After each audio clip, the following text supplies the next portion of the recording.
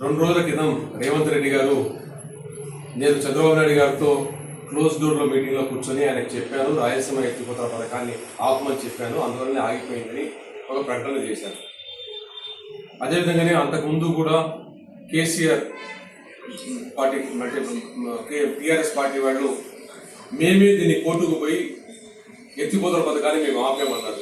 అంటే అక్కడ తెలంగాణలో వాళ్ళు ఛాంపియన్స్గా చూపించుకోవడం కోసం రాయలసీమ ప్రాజెక్టులన్నీ మేము ఆపుతున్నామని చెప్తే ఒకరికి మీద ఒకరు పోటీపడి కార్యక్రమాలు చేస్తున్న నేపథ్యం ఒకవైపు ఉంటే, రాయలసీమ బాసటగా నిలబడి రాయలసీమ అంశాలు ఏంటి అని చెప్పి అడగడానికి ఆంధ్రప్రదేశ్లో రాజకీయ పార్టీలు సంఘటితంగా రాకపోవడం ఒక దురదృష్టకరమైన పరిణామం.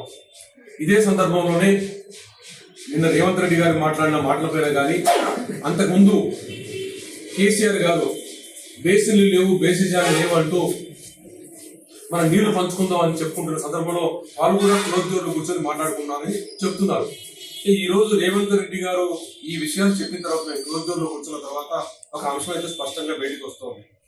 మీరు ఈ ముఖ్యమంత్రి కానీ ఆ ముఖ్యమంత్రి ఇప్పుడు కానీ గతంలో కానీ క్లోజ్ డోర్లో కూర్చొని మాట్లాడుకున్న విషయాలు మీ ఇంటి విషయాలు కాదు, మీ కుటుంబాలకు సంబంధించిన విషయాలు కాదు, ఈరోజు వెనకబడిన ప్రాంతాలకు సంబంధించిన జీవన మరణ సమస్యలు ఇవన్నీ కూడా.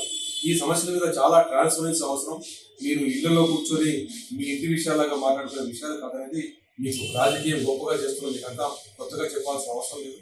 ఇలాంటి విషయాలు ఏమన్నా ఉన్నాయో, ఏం జరిగిందో స్పష్టంగా ఒక శ్వేతపత్రం చంద్రబాబు నాయుడు గారు విడుదల చేయాలి, జగన్మోహన్ రెడ్డి గారు కూడా విడుదల చేయాలి అని చెప్పి మేము కోరుకుంటున్నాం. అదేవిధంగా ముఖ్యంగా ఈరోజు జగన్మోహన్ రెడ్డి గారు నేను ఎత్తిపోతల పథకం నేను వదిలిపెట్టాను, దాన్ని ఈరోజు చంద్రబాబు నాయుడు గారు ఆపేశారని చెప్పి చేస్తున్న సందర్భంలో జగన్మోహన్ రెడ్డి గారికి కూడా ఒక అప్పీల్ చేస్తున్నాం.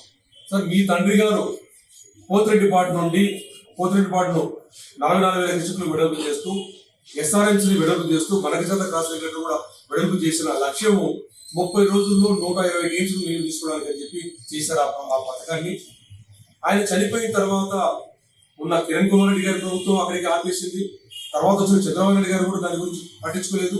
మీరు వచ్చారు, మీరు వచ్చిన తర్వాత మీ తండ్రికి వారసులుగా ఆ 120 టీమ్స్ 30 రోజుల్లో రాయలసీమ తీసుకోవాల్సిన పథకాన్ని పక్కన పెట్టి, నీళ్ళు వచ్చినా తీసుకోలేకుండా దాన్ని పక్కన పెట్టేసి ఎత్తిపోతల పథకాన్ని తీసుకొచ్చారు.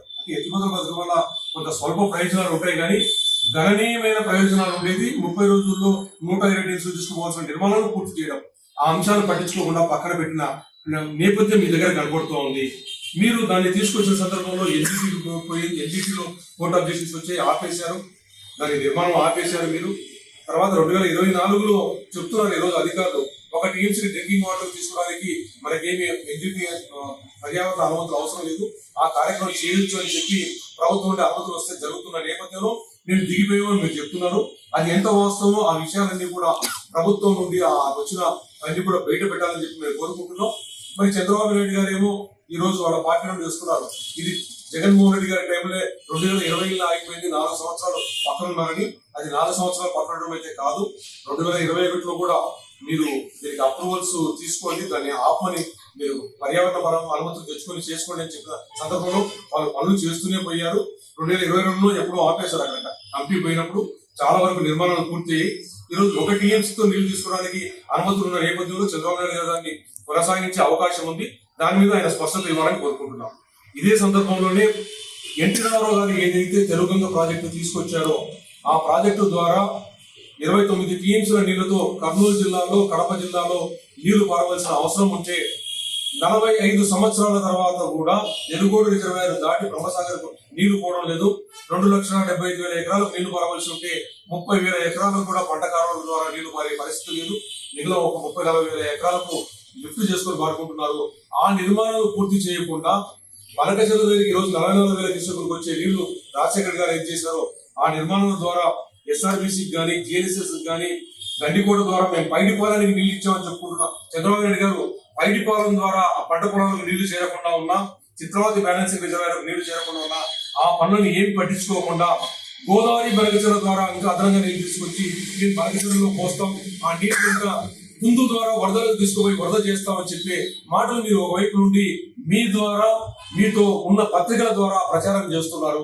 కానీ ముఖ్యంగా మీరు తెలుసుకోవాల్సింది, ఇక్కడ 44,000 క్యూసెక్లు 30 రోజుల్లో 44,000 టీచర్లు తీసుకొని రోజు 44,000 తీసుకొని 30 రోజుల్లో 120 టీమ్స్ తీసుకుని ప్రాజెక్టులను పూర్తి చేయకుండా నిర్మాణం పూర్తి చేయకుండా మీరు గోదావరి బనకచర్ల తీసుకొచ్చినా లేదా జగన్మోహన్ రెడ్డి గారు పెట్టిన ఎత్తిపోతల పథకం తీసుకొచ్చినా మాకు వచ్చే ప్రయోజనం ఏం లేదు.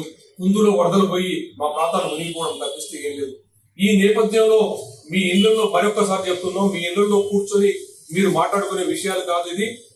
అన్ని అఖిలపక్ష సమావేశం పెట్టి ఏమేం చేశారు, ఏం చేయాలనుకుంటున్నారు అనేది ముఖ్యంగా మీరు మాట్లాడాలని చెప్పి ముఖ్యమంత్రి గారికి మేము అప్పీల్ చేస్తున్నాం.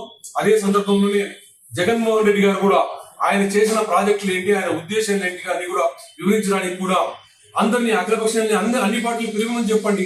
ఎందుకు ఎక్కడెక్కడ పెండింగ్ ఉన్నాయని చెప్పండి. దీంట్లో భాగస్వాములైన ప్రజా సంఘాల తరపున రైతు సంఘాలు కూడా పిలిచి మాట్లాడటానికి ఒక చర్చ జరగాల్సిన అవసరం ఉంది.